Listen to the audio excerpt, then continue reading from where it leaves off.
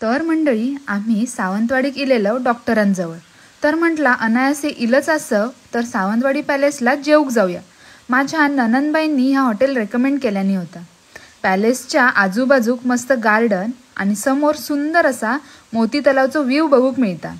आम्ही गेलो तेव्हा पाऊस पडत होतो, त्यामुळे वातावरण मस्त थंडगार झालेला. आता माका विचारशात तर आम्ही फक्त जेवूक गेलेलो, त्यामुळे पॅलेसचो इतिहास काय माका माहीत नाही. हां, फक्त हयले सर्वोसर्वी सावंत भोसले म्हणून असत. आता पॅलेस बुटीक आणि हॉटेल म्हणून कार्यरत असा. हय आपल्याक ऐतिहासिक आणि सांस्कृतिक अनुभव घेऊक मिळता.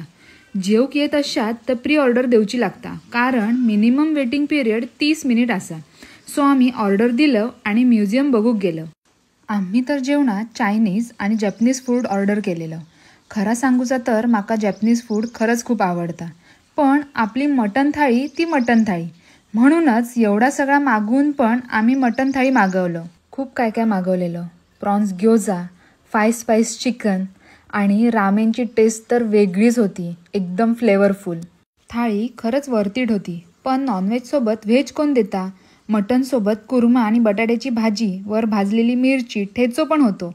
पिल्लूसाठी कॉम्प्लिमेंटरी म्हणून गरमागरम वरण भात पण दिल्याने होतो. आणि लास्टला डेझर्टमध्ये त्यांचा युनिक बिस्किट आईस्क्रीम खाल्लाय. असो होतो आमचो सावंतवाडीतलो दिवस.